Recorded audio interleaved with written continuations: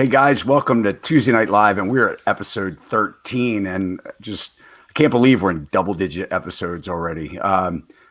We just got off of Friday the 13th, so I think this is going to be a great episode. And just a little bit of housekeeping. Next week, we've pre-recorded, so for Thanksgiving, it's fastly approaching. We'll be watching a pre-recorded show. I think you're going to love that too. It's actually one of our own agents, Ruth Lyons. We're talking about investing, real estate investing. But tonight, guys, we're talking about a really important topic that is sort of kind of like hitting us all in some way or another because we're working from home. And we're talking about empty offices and are we ever going back?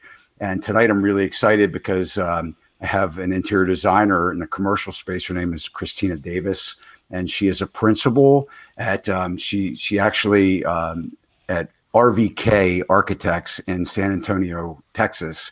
And she's going to talk about some of the things that she's working on right now, because there is a feeling like people don't want to go back to work, not necessarily because they don't want to go back to work, but because they want to feel safe when they get back to work. And there's a lot of things going on right now with corporate responsibility and how to make an employee feel good about that. And Christina has a whole lot of letters behind her name, which means she has a lot of certifications.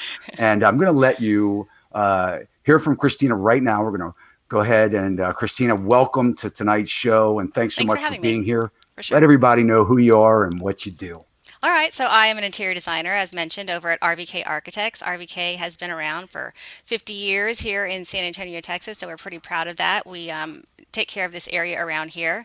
And as mentioned, I am a principal over the interior design team. Here we also have architecture and landscape architecture, so we kind of take care of all those needs under one roof, which we think is really great. Some of those letters really quickly behind my name are registered interior designer, a lead AP, so all of those people looking to get green certification, I would be somebody who would help you.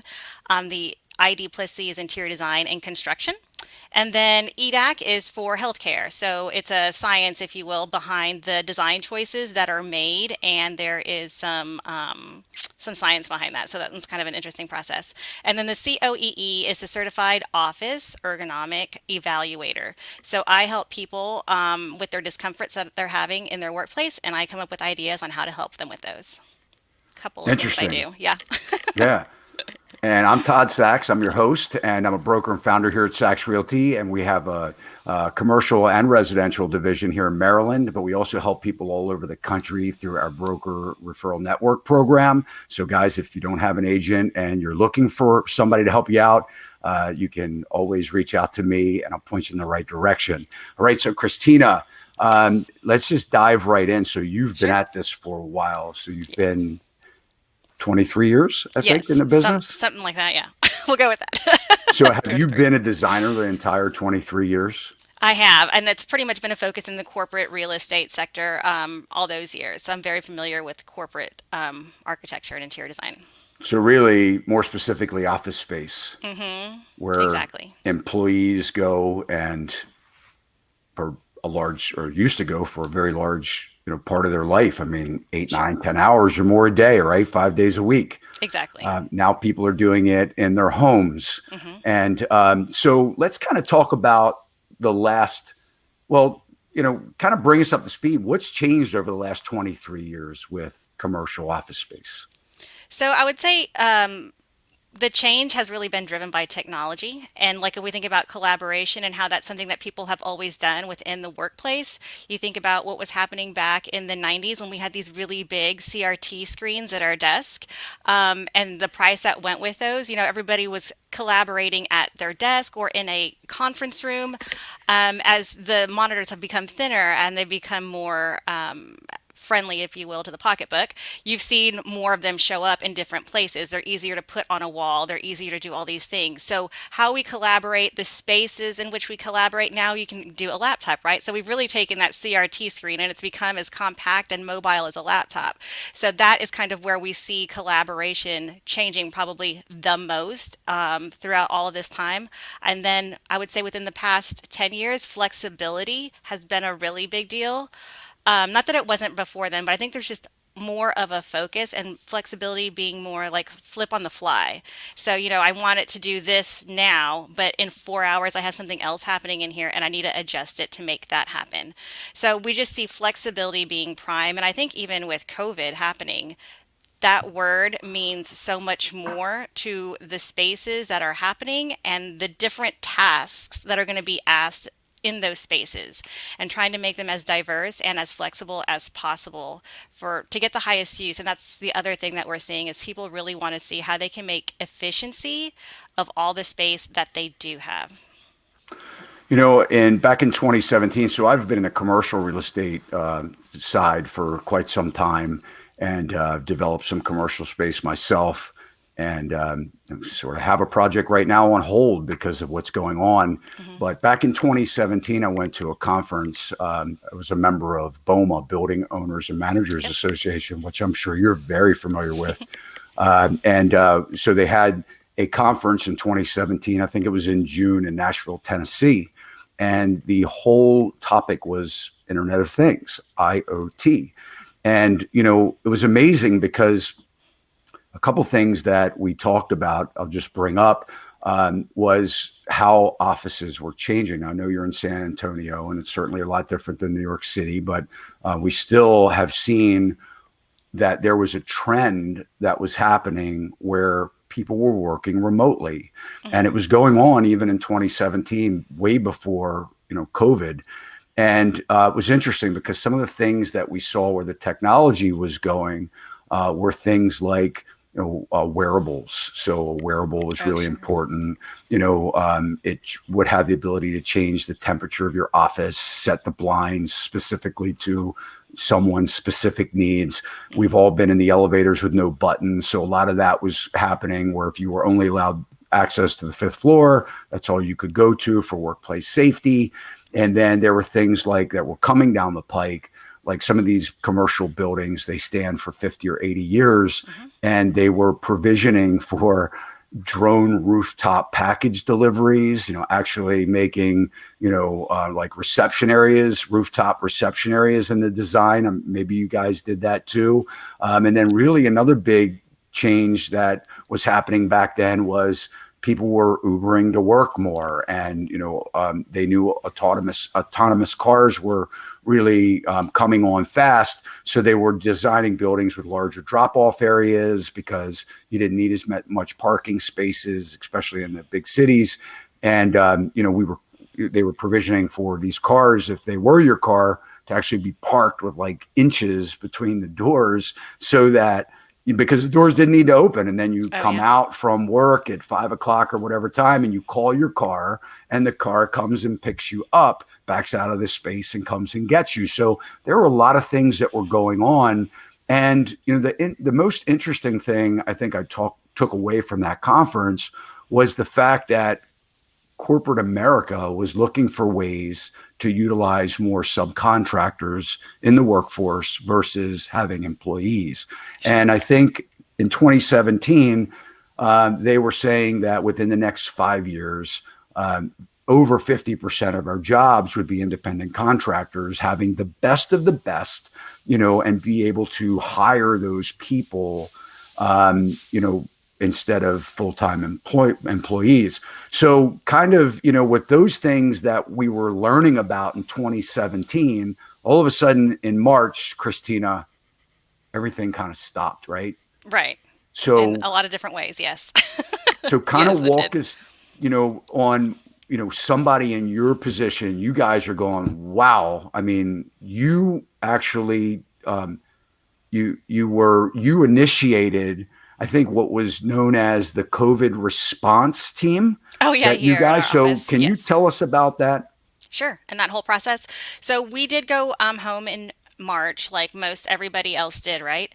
And as leadership team, and because of what we do here with architecture and interior design and landscape, collaboration is a really big deal. And yes, you can do some things on the internet and do a lot of that there. But we really felt that it was important for what we do to be back in the office. And so that was always a goal for us. But we knew that we had to do it safely. We knew that we needed to have rules in place and that everybody needed to know what the rules were. We thought that that was really important. It kind of didn't seem like a very good idea to have everybody show up to work at a certain time and then not know, like, am I allowed to do this? Am I not allowed to do that? So we definitely went through a whole process of putting together some protocols. The COVID response team did, and it was me and two other coworkers here, and we did it. So me, principal of interior design, and then we had our HR person as another part of that, and then the third person in there was our healthcare architect who focuses on that. We thought the three of us would make a good team on being able to collaborate and put this together. And so for anyone that is looking to do that and try to think about that process and what they need to do, I would say the easiest thing to do is walk through your entire day and walk through every circumstance that you come up with, whether it's going to the break room to get your lunch or your coffee, or to the toilet room, to whatever it is you're doing, and readjust yourself to how is it that we can look at this same exact function that we need to do and we want to do, and how do I need to convert it to make it a safe place for everyone. So we went through an entire day, and of course, even though, as we all know, you try to prepare for everything, and then other instances are going to come up that you didn't think of. But we did a really good job at putting all of that out, and we actually address it every week because, as we all know, for us, state of Texas, Bexar County, there's always different initiatives being put in place, and so we have to look at that every week and make sure that we're doing what we need to stay up to date on everything. But the COVID response team has been very successful. We did bring back all of our employees in September. So we had phase one people come in May, and then we had some people come in. At that point, it was come in as you feel comfortable in doing so. And at the time in September, before we brought everybody back, we had about 60% of our employees come back on their own. They just were ready to get back, and they knew that we had everything in place that needed to happen to make their environment safe. And when people came here, we did a survey when people came back and asked, how is it going? Are there things we didn't think about? Do we need to readdress certain things? And thankfully, everyone has been very impressed with everything that we've done. They feel very safe. And of course, numbers are going up again right now, a lot throughout everywhere. And employees have reached out and said, just because of everything that you all have done, I actually feel safe coming to work, even though the numbers are going up. And I think that speaks volume. I think that you need to have a safe place, and you need to have the rules and everybody know what they are, and everybody play by the rules is the big part, and then enforcing them. So we've done really well here so far, knock on wood, with everything that's happened. And I think we did a really good job. So there are really two types of clients, I guess, that you serve. One may be the building owner that perhaps has multi-tenants in one, big building. Sure. And then the other would be the actual owner occupants or the business themselves. Correct. What are you hearing? What are people saying? I mean, when they're calling you up, I mean, obviously you guys were probably in the middle of projects when all of this happened. Sure. So kind of what is the feel of your client? Are they afraid of what's about, if people are coming back to the office? So we do have clients that are definitely local, but then we also have very large clients that have locations throughout the world and, some in the United States.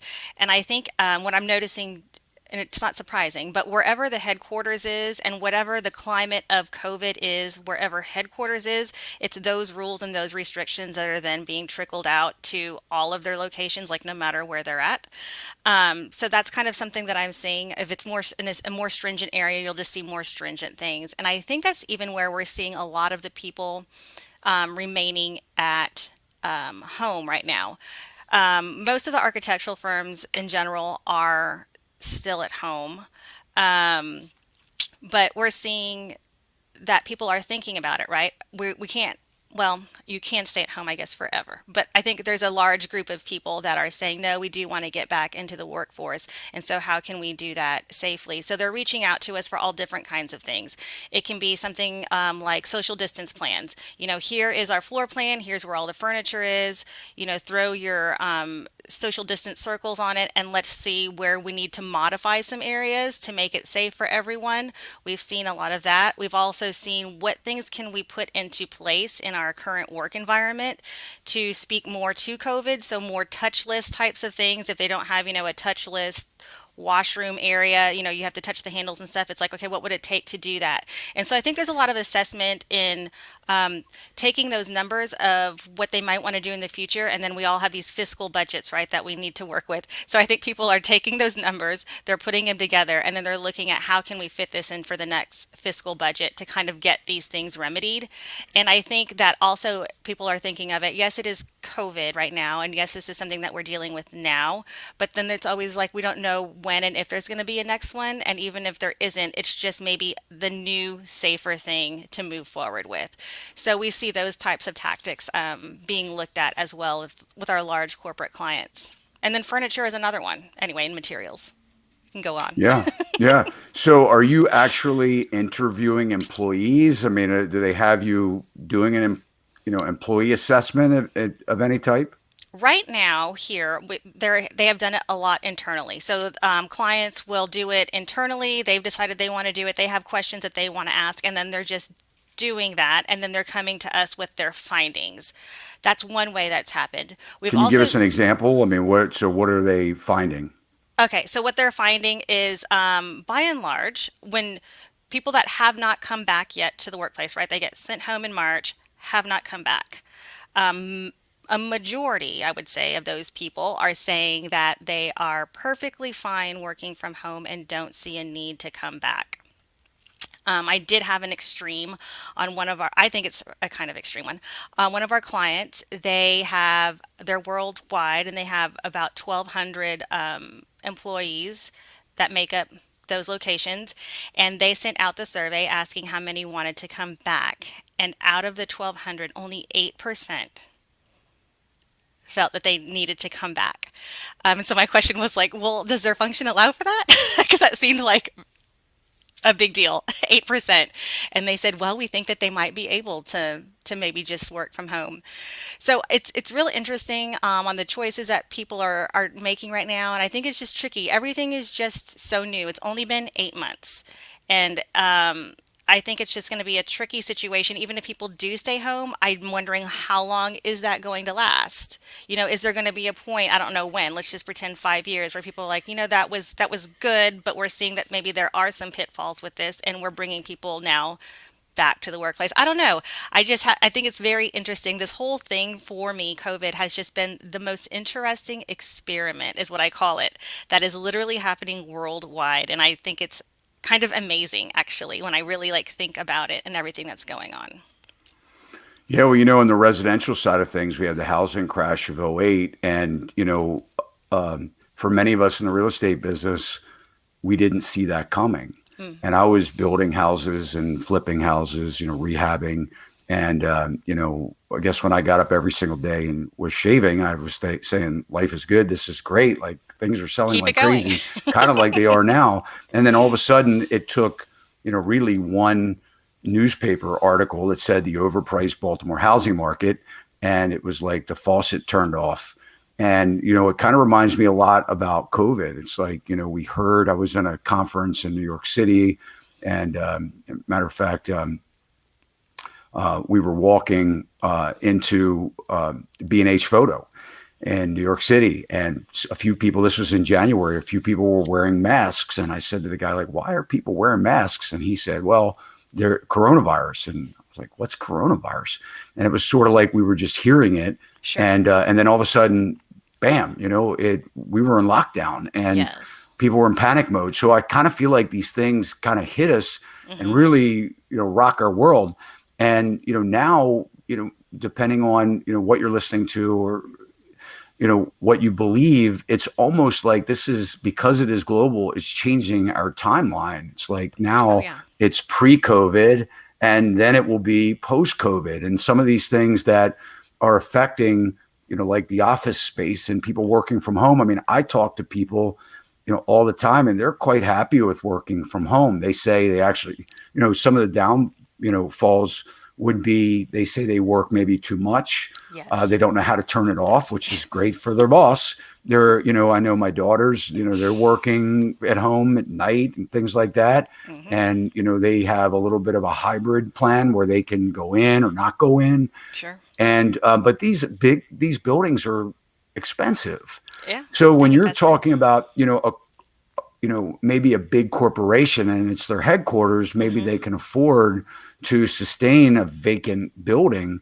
But a lot of these people that have invested in commercial space and, a lot of REITs that own commercial Right. space and, these commercial real estate REITs, I mean, they may really struggle here with how long can they stay vacant, especially how long can people pay rent and not be there. And a lot of, I think they just had an article in New York City where I think 8 out of 10, something like that. I could be wrong on the numbers, but it was a big number, Yeah. aren't able to pay all of their rent. The restaurants and bars, they're only paying a portion, if any. And this has been going on. So how long can these, I guess, owners sustain? What about the co-working space? So, I'm sure you've designed a lot of that open Hmm. floor plan. Hmm. What do you think the future for the, co-working space is? So right now we have a lot of people assessing workplace strategy. This is what we have now, and how are we going to move forward? Do we have some people that are just coming 2 times a week that don't need the dedicated workstation? Aside from the people that we say aren't coming back at all, and then the people that are going to come in every single day. So here we're finding that we're helping people through that. We're, going through the process of workplace strategy, asking the questions, doing the surveys, doing the floor plans, figuring out what's right for the culture of that company. And that's the biggest thing that I want to probably mention, is that I think so many people are looking for the right answer when they reach out to someone. And I tell them there isn't a right answer to just give you. We need to work through a process, and we need to figure out what's right for your company and for your culture, because it's not just a one answer kind of thing. We really need to go through this process. So as we do that, at the end of it, if hoteling or hot desking or, open address systems are something that's new for that particular client, we are going to walk through what the rules are and how to use this space. We need to educate then your staff on how to use these new spaces that maybe they didn't use before.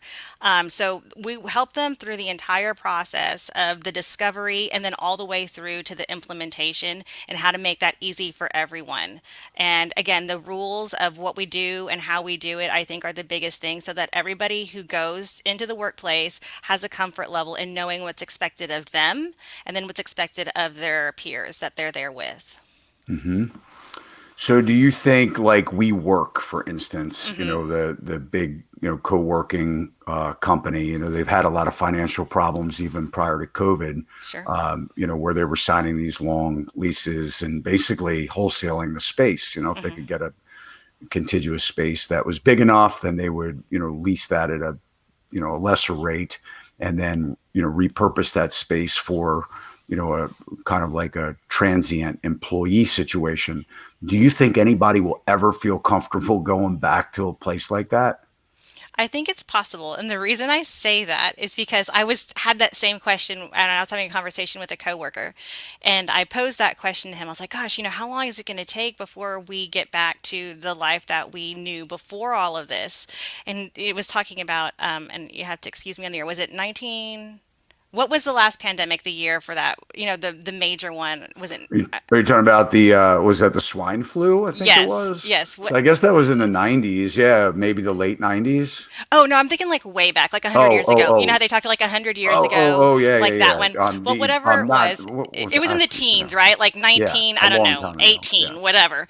And so yeah. his response back to me was like, Christina, well, like that was in 1918, and then the Roaring Twenties happened, and it looked like people got over it pretty quickly. I'm like, that's true. But we didn't have internet technology I know, then. I mean, we were in a different world. I mean, you had no connectivity. I I mean, know, now it's look, true. you and I are having a meeting Yep, together, and you're in San Antonio. I mean, exactly. you're 25 hours from me, It's true. probably, if I I had do to think drive there. Right. I don't know how long it'll take for people to get back into the workplace. I do think that they will get back into the workplace. And there are some things that I think just need to happen in person. When you think about like a mentorship with somebody that you're working with, to build them up into a particular position, a lot of that is happening by, working alongside someone. I can't tell you how much information is learned by overhearing the conversation of someone that's happening, in the workstation next to you, the workstation after that.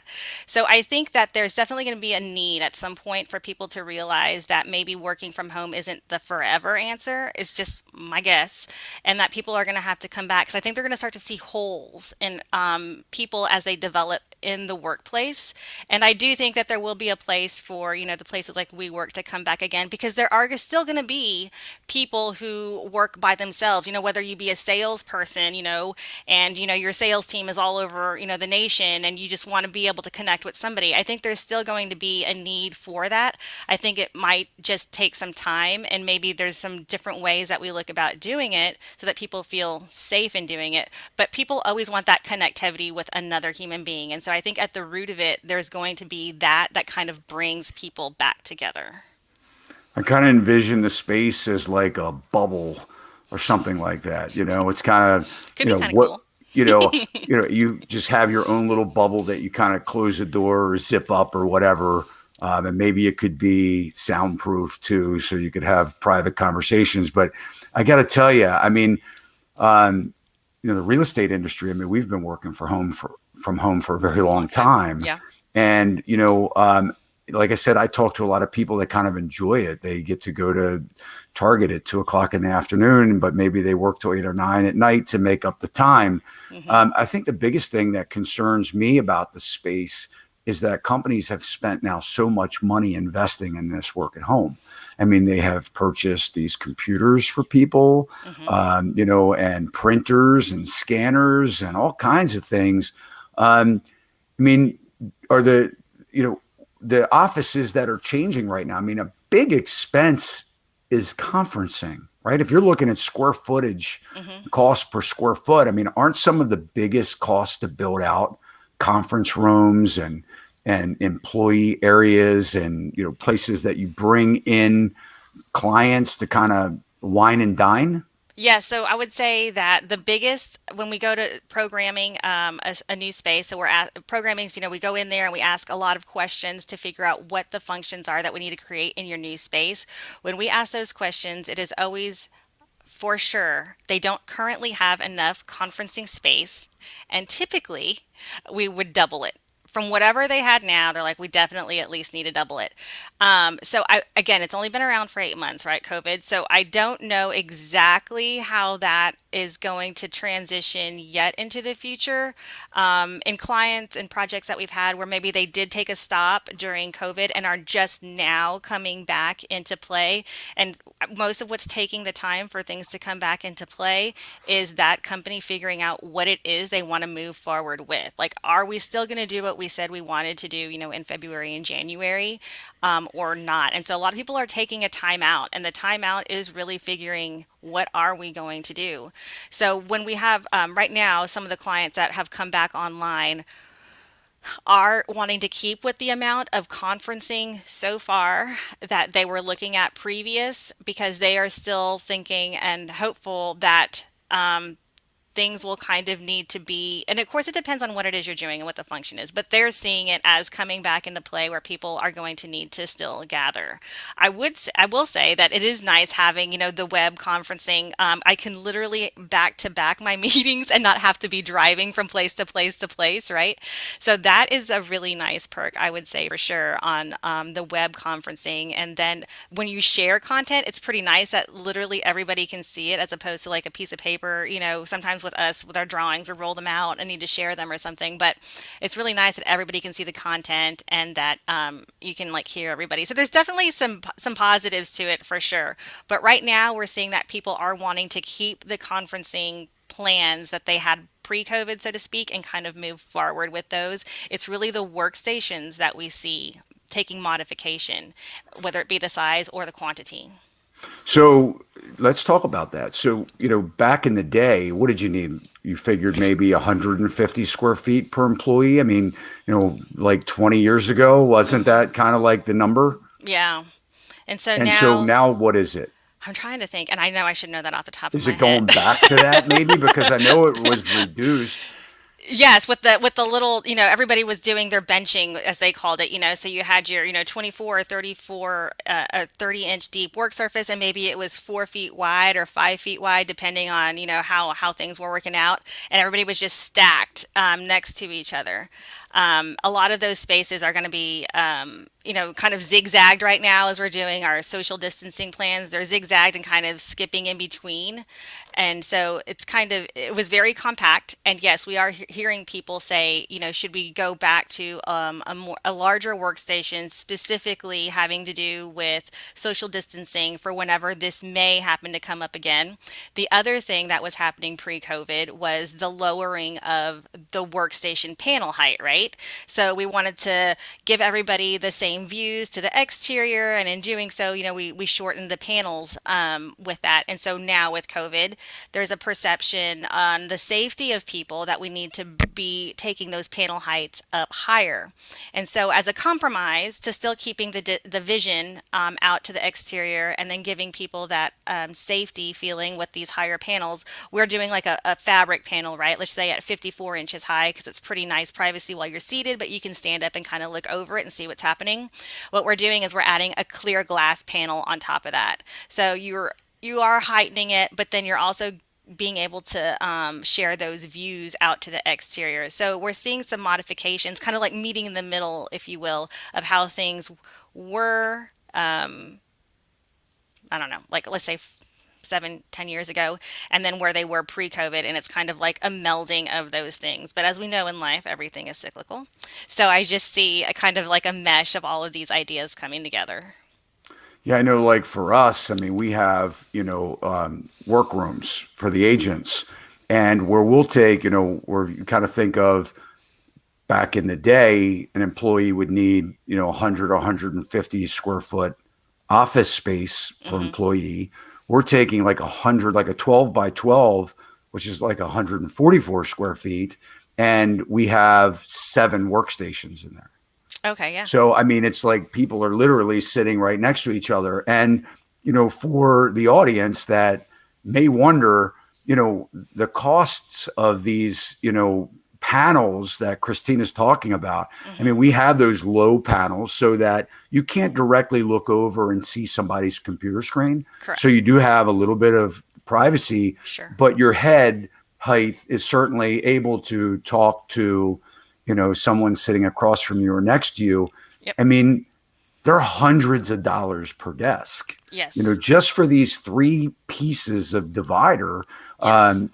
So when you're talking about taking all those out and raising it, Hmm. it's a big It's a really big expense. deal, especially if you're talking about a large corporation who maybe has campus, or even multiple floors with even just a high rise or something like that. It is definitely an expense, and it gets expounded in different ways. If you were to make the workstation smaller, let's just say, well, your electrical load can only carry so much. So now I'm adding additional electrical load or additional data lines or whatever it is if I'm like actually seating more people. So on our end right now, we're seeing that people are not really interested if they already have a huge investment, as you mentioned, in the landscape of their office space, and a lot of it is open plan.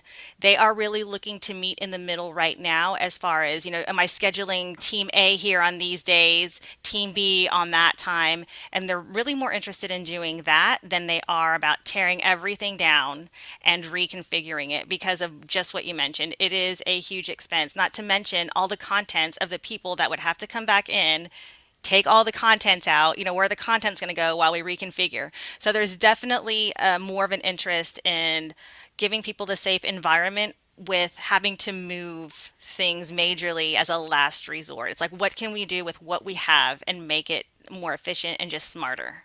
So that's what we see the big theme being. So let's talk. I know we spoke for a little while off camera, and you were talking about, before we get into some of the other things, I know outside space is big, but what's happening with the circulation of air? Like I'm seeing signs for businesses, especially like I saw a restaurant just a couple days ago where they were talking about, a ultraviolet The UVC lighting? Is that what? Yes. Yeah. Or no, Or no? or yeah, I guess in to Okay. clean air. So what Mm-hmm. is going in that? So you have that open space where everybody's breathing the same air. Mm-hmm. What's happening with air quality? So there are so many ways, as you can imagine, that are being marketed right now on how to address this. So I've seen things all the way from, okay, the biggest one being the huge investment that it would be to modify your HVAC unit, which no one is really leaping forward to do that, right? Especially if you're in an existing building. If you're at the beginning of a new construction project, you might be pricing it and you might be asking some questions about it. What we have heard from some of the engineers that we've worked with is there still isn't a 100% buy-in in how efficient those might be yet. So it's they're not really saying to maybe go forward with it 100% yet, just because there just hasn't been enough, I guess, research behind it yet. If that makes sense. So it is out there, but we just haven't heard a resounding like, yes, do it, make it happen. It's so worth it right now. I've so that's the big one, right? And then it's gone all the way as minor as these. A couple weeks ago, somebody came in here and they had like these portable small contraptions, like little box that you could literally put on the other side of your monitor and it's just going all day. And you can almost think of it like white noise, like it's probably the hum that comes out of it, but it's also taking all of the air that's around you and it's cleaning it. And then the other thing we've seen too is those UVC lights and this cleaning of air happening integrated now into your ceiling lights. So that's a pretty easy way to retrofit. If you were thinking about it, just to pop a light out and put a new one in, and it has that technology built into it. So we're seeing it everywhere as far as solutions out there. Like I said, the verdict is still a little bit out from what we're seeing on how efficient it is and if it's worth it. And I think part of the where that's coming from is when you think about the air and the particles that are coming out, and then and then how it's making its way up. There's like this concern of like, is it going down? Like where is it going? And is it really efficient if your vent is up there, that it's somehow getting up there? So that's kind of where I see most of the concern coming from. It's really about the air of the travel of it and how is it really getting up there or not. And that's where the efficiency part of it is coming in. They're trying to figure that out. So if you were to sort of switch the role and not be working for the business or the building owner, and you were working for the employee, Hmm. what would you say to them that they should expect from a responsible workplace in regards to their safety? So what are the things that you know exist Hmm. that you would recommend the workplace, implement? Solutions, or more like what your company should do to get ready, like protocols and hand Maybe sanitation both. I stations and mean, all that. yeah, well, Okay. exactly. Like, how Okay. would you, and to even say, all right, so here you go. You have companies that are spending hundreds of millions of dollars every year Hmm. for cyber security Hmm. to protect their data, right? Right. So what happens is somebody goes to work inside the company, they click on a wrong email Sure. and let the enemy in, right? Right. Right. So, if maybe as an employee, I'm saying, well, what if Joe comes to work sick? Hmm. Like a lot of people do, right? Because Sure. they need their job, they don't want to miss. And so, kind of like with what from the last 8 months Sure. and, what's happening with um, What's happening? employees, Sure. not being comfortable being at work, what are some of the things that you would expect or want the employee to expect to feel good about before Coming back. coming back? Okay, so I definitely think that the protocols being in place is a big deal. If your employer doesn't have the protocols in place, I just don't know how you would know what is expected of you or your peers and how to behave, so to speak, correctly when you get to that workplace. So I'd say that was number one. I think having an open dialogue with whomever it is that is creating those protocols or is responsible for those protocols in the leadership team is another big deal. We have had a lot of communication with all of our staff, and I think that's a really big important part of it. So I'd say keep open lines of communication with anything that you see that you think hasn't been addressed or that you think needs modification. Do not be, afraid to do that. I would say that'd be another thing to expect as an open communication line. Then the other thing I think that goes with that is how are they letting people in? So we do have the temperature scan here. It's a touchless one too, one of the screens that you just kind of look at, and it tells you if you're good to go. So we have those kinds of things in place. I think also having hand sanitation stations available is a big deal for us here. We have like the wipes at all of the copier, like anywhere that's a high touch area. So high touch means, multiple people are going to be touching this thing throughout the day. So at those locations, you should have wipes, I would say. So like your microwaves, in your break rooms, have them there. Or if you have a water dispenser, have them there. In our conference rooms, we have them there. At the conference rooms, it's a clean, a tissue box. So if anybody has a sneeze, even though you're going to be covered, it's readily available. Having the wipes, so you wipe down your area when you're done, and then also your hand sanitation for you to deal with. I think just having all of those things super available, not like, oh, where is that thing? Where did they keep that stuff? Just having things available where they need to be and thinking through that is a great thing for an employer to do. And I think it just builds the confidence in the employees that they are going to be safe there. I think, the masks are definitely a must. I think it's up to the employer to kind of figure out how they want to do that. If you're at your desk and you're seated, can you take them off? If you know that everybody around you is definitely 6 feet of social distance. And then, I think that there needs to be an expectation of implementation of all of these things that are being done. Everybody needs to be held accountable. As we have it around here, if you see someone not doing what we all know they should be doing, everybody has a right to let that person know. Like, hey, I think you forgot to put your mask up. You're a little too close to that person. It's everyone's job to keep the safety here. And with regard to your mention about, people maybe coming into the office when they're ill, what I've noticed about that is because we all learned overnight, if you weren't already doing it, how to work remotely. Before COVID, we did not have the best working remotely thing in place at all. We got kind of caught up to speed and everything, is great now. But I think because of that and because COVID is still happening, our employees here have been very respectful of whenever anyone feels just the tiniest bit of whatever, we're like, yeah, stay home. And if you feel up to working remotely, you actually can now. Everybody has that.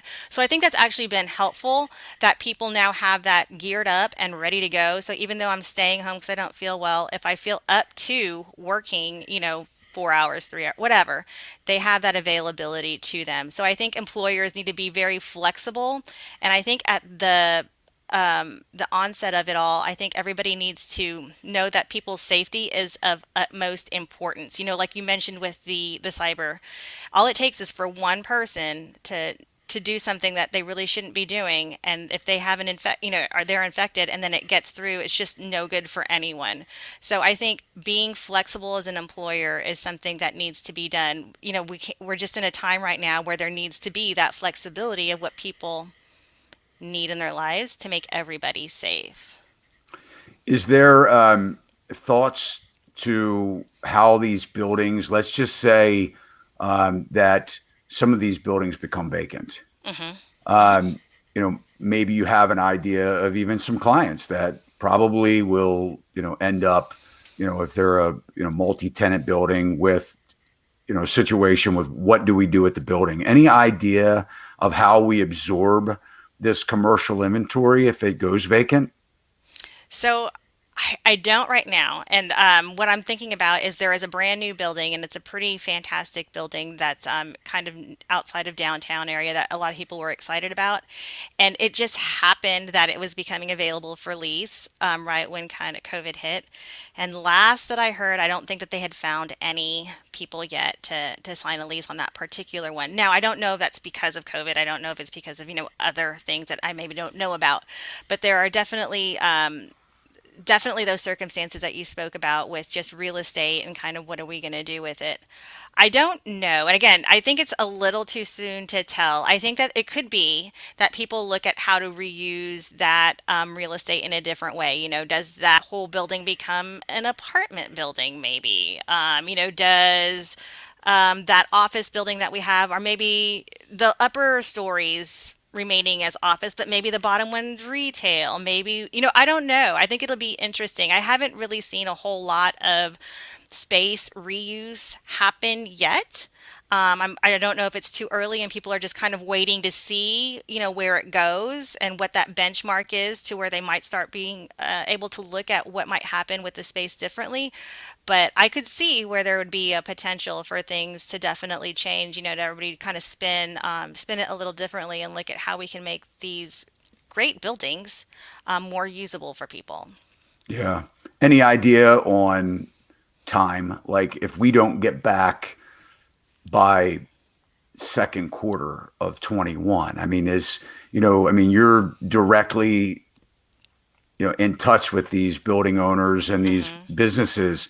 I mean, do you think we have to hit a certain milestone of seeing people come back to office life before it really starts to become more dismal? Yeah.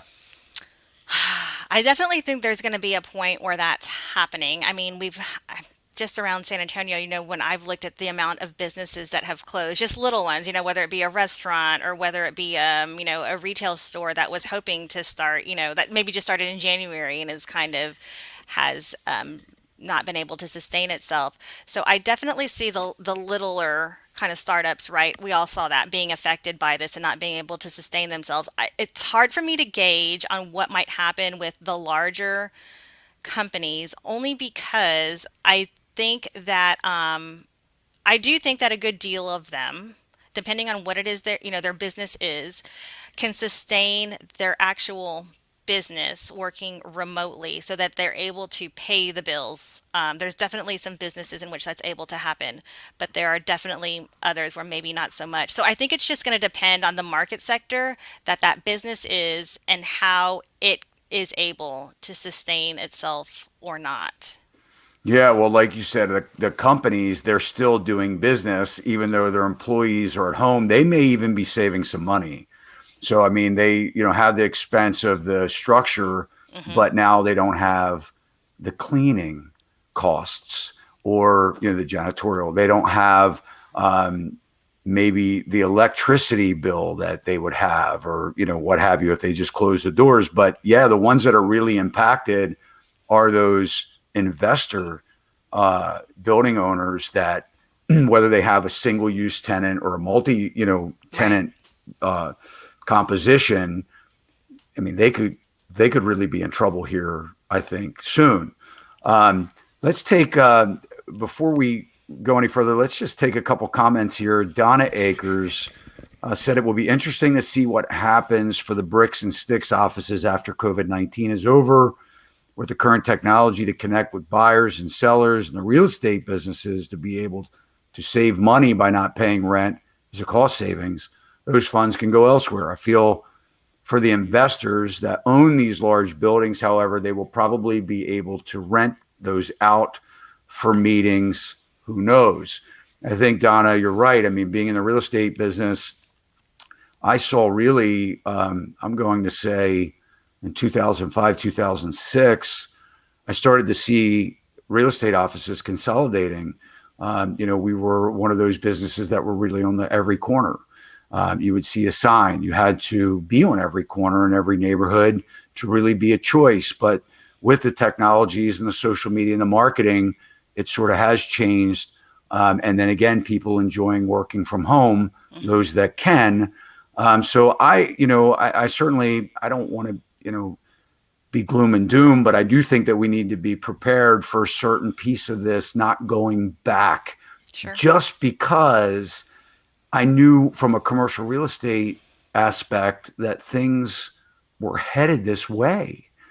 Maybe not, I mean, certainly not as drastic. We didn't know what would be the factor, that motivating factor to change office space forever. But I think that COVID, has certainly done that. Um, Clark Benson, thank you for your comment, by the way, Donna. Clark Benson, been working at my home office for 20 plus years. This is not new for many self-employed individuals. I Yep. think this was spread throughout the corporate culture and time, cost benefit analysis. Clark, thanks for that comment. I think, to Clark's point, when we looked at, over the years, there has been sort of like a corporate downsizing, whether, it's regulations or whatever it is. I know some companies only hire part-time employees. Hmm. I know Home Depot was one of those companies that a lot of the employees were part-time. So I think that, like I said, when I was at that convention back in 2017, I think we'll find where a lot of people, I mean, let's look, millennials are now in the workforce. They're coming out of college with a lot of debt in some cases, and the jobs, aren't necessarily enough to pay their living expenses in many cases. So I think that we are going to see, hey, look, if they're really good at something, they can open up their own freelance business. Yeah. And I think from a corporate side, you would be able to pick and choose the best of the best and not have to commit to paying them for a whole year. You only need them for a month or a That's true. week or one day a week. So I think that, with that being said, if there is an influx of self-employed folks out there, they may absolutely just work from home, especially with the video conferencing. I think personally that the shared workspace is in trouble. I think that It we're is right not now. going to open space. People aren't going to be comfortable with it. And I think there's a fair amount of comfort that people like about wearing masks. I hate to say that. It sounds kind of crazy, but I certainly like to see it in a restaurant when the waiter's coming over with a plate of food with a Yeah, mask that's on. I true. feel better about it because I'm usually, while they're talking, giving me my food. I'm like, are you spitting on my plate? Stop talking at least till I get my plate, please. Sure. So I think that, there is a little bit of comfort that people are finding that may stick. And I think we do need to be safer. I mean, no one wants to catch anybody's cold, For sure. even if it's just a cold. So I think that some of these practices, are good. Kevin Bond says, I think the return to offices as we knew it is a long way off. Hmm. And I think, Christina, that's what you were saying too. A lot of businesses, from what I hear you saying, are kind of looking at what they have and saying, look, we don't want to go drastic here. Right. And we don't have the money to reshift everything because at the end of the day, we may need to do more than just reshift. Right. So, we have a couple minutes left here. Can you talk to any other sectors? I mean, do you guys, as far as, one of the things that we talk about and, with really like, where do we go from here as an economy? There's been a lot of talk about sort of along this line where the workplace is changing to Hmm. become more automated. Or the next round of automation is going to be taking out potentially some jobs that were there before. Do you see any elimination? So let's say things kind of get back to a new norm, a post-COVID norm, Sure. and they come back to a workplace. Do you see where some of these implementations will replace positions? I haven't yet, to be completely honest. I haven't really seen where that's going to happen, even in any of the sectors that we're working in. Again, I think anything that was being looked at even pre-COVID was just how many, they were looking at how many people do we need to actually have here on the floor plate. And then in addition to that, it was people who were who were in offices, and then do they still need to remain in an office, and if they're not, like, how often are they here? So people were reassessing it, and it's kind of like the whole working from remote. um, Again, for businesses like us, we hadn't really gotten there yet pre-COVID, and it kind of like pushed us there already. So I think that's just something that people are really putting at the forefront of what they're doing. And I think that as we design even new spaces, the choices that people are making are all right now, a lot of it is a focus on the COVID situation. Again, with, so just for instance, like if we were doing a brand new building and we were looking at the washroom, and if I was to propose doing like touchless apparatuses, that is going to be more expensive than if you were to do, manual ones. And I think things just like that are just like, it's going to be like, we're always going to be doing automatic. you know, we're not going to be doing the manual just because there's no reason, and it's just safer that way. So I think there's definitely going to be some things that we just always are going to be doing them, as opposed to it being an option like it was previous. But I haven't seen anything right now to tell me that there's a particular in a market sector of ours where I'm seeing a job necessarily go away due to it. Not that there isn't. I just, from what I've seen, I haven't really seen that personally. Sorry, I can't say anything different on that one, but yeah. Yeah, no, that's fine. So let's kind of talk about robots for a minute. I know this is a little off topic, but I have to tell you, and we do have a picture here that we can show everybody. And if you're listening, through audio, what we're looking at on the screen is this robot that was actually down at the Internet of Things conference in Nashville that I spoke of. And basically, this robot was the security guard at the conference center, and it was debuting. And it had 360 video. It could read license plates, and it could be an intercom. And actually, they could speak through it, or they could hear what was going on. And it had an infrared technology as well. The only reason I really kind of wanted to talk about that was not too long ago, and this was pre-COVID. I actually walked into an office and I was greeted by a robot. Oh, wow. And it had a screen on the front of it, and I could actually see the receptionist. And the receptionist, it came and greeted me and said, "Mr. Sachs, please have a seat." It identified me, weirdly enough. How did you feel about that? It was a little freaky. So when I actually, saw who I intended to see, Yeah. I said, like, okay, because it said, "Okay, follow me, Mr. Sachs. Let me take you to so-and-so." And I literally followed this robot down the hall into the office, and it said, "Have a nice day," basically. And, I said to the person I was meeting, I was like, okay, that's weird. But where does she sit? And he said, well, we actually have, and I think it was 9 offices, Yeah. and she is the receptionist of all 9 offices.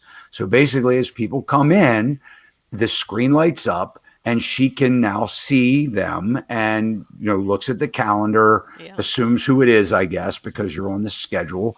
But it was kind of like a touchless building. You went in, you were able to get your ID card. You could thumbprint into the building, or where the glass doors opened up. You were allowed to go to your floor of a buttonless elevator. And that was kind of the technology of the building. And have you ever seen anything like that? I haven't seen that, but when I did see your image initially, it reminded me of yet another device that I've seen come through here, and it's the UVC light specifically. And I don't know if you've happened to see them, but it's a very tall apparatus. Probably as tall as one of those robots. It might be as big as one of them, and it literally is just lined with the UVC lights. And as you may or may not know, when a human should not be in the presence of a UVC light, it is not good for our health. So when those things go off, people shouldn't be around. But it's a robot essentially. Wow. That you can time. So let's say you wanted it to go from 1 a.m. to 2 p.m. to go clean, but it will kind of Roomba, if you will, the entire office space, and it will be zapping essentially any bad things that are in the atmosphere or on surfaces. So that is something that I've kind of seen. That's the first thing I thought of when I saw that robot. And so that is something that I have seen. And where I would say that would be of most use, I mean, it obviously has a lot of places, but the restaurant area specifically, if you could think about like how fantastic that would be to know that every nook and cranny, was being taken care of by this light, at a time when it's safe for everybody to not be there. Hmm. So that's as close as something that I've seen. And as you may or may not, have experienced, when a COVID incident happens in a restaurant, that restaurant is closing down for however long it's taking them to bleach, clean everything, and do all of that to make it a safe environment for patrons to come back into. So even though I know those devices are expensive, I also know that you can lease them.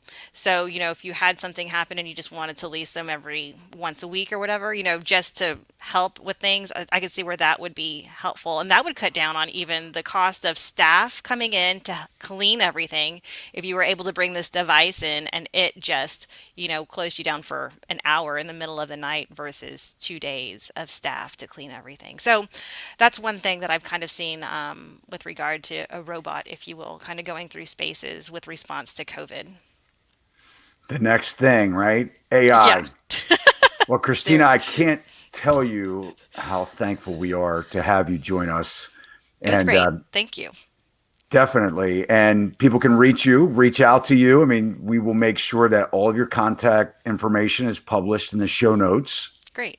Feel Fantastic. free to reach out to Christina, and maybe we'll get to do this again. So, Yeah. guys, thanks for watching. We really appreciate your time. And again, next week is Thanksgiving week. We have a pre-recorded show, which you're not going to want to miss. Same time. It's all about real estate investing with one of our own agents, Ruth Lyons. So hope to see you then. And guys, if you haven't done so yet, reach out and hit that subscribe button, that like or follow. Talk to you soon.